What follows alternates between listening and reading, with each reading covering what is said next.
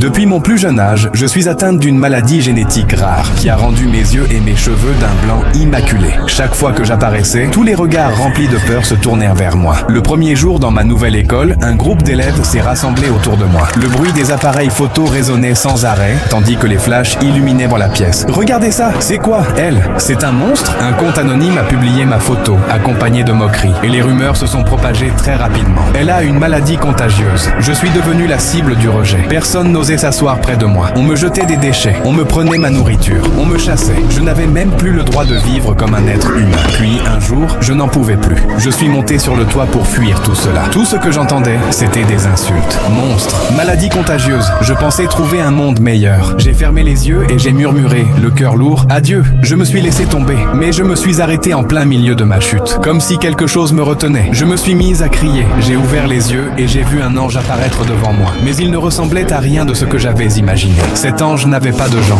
Un ange en situation de handicap. Elle m'a souri. N'aie pas peur. Soudain, une lumière éblouissante est apparue tout autour de moi. Lorsqu'elle s'est dissipée, je me suis retrouvé dans mon lit, à la maison. Devant moi se tenait l'ange, qui me dit doucement « Je m'appelle Mia, et j'ai autrefois vécu la même souffrance que celle que tu traverses aujourd'hui. » Mia m'expliqua qu'elle avait elle aussi été victime de violence, à cause de son handicap. Pourtant, elle avait fini par découvrir sa propre valeur, et avait été acceptée comme elle le méritait. À cet instant, je me sentais complètement inutile et faible. À partir de ce jour-là, j'ai cessé d'essayer de me cacher. Je suis retourné à l'école, non pas pour devenir normal, mais pour être moi-même. Les gens continuaient à me regarder avec malaise. Ils n'étaient pas heureux de me revoir, mais cela ne m'importait plus. Je continuais toujours à aider les autres lorsqu'ils en avaient besoin. L'histoire de l'ange m'avait véritablement ouvert les yeux. Devrais-je changer mon apparence pour que les gens m'acceptent? Dites-moi ce que vous en pensez dans les commentaires. Les besties.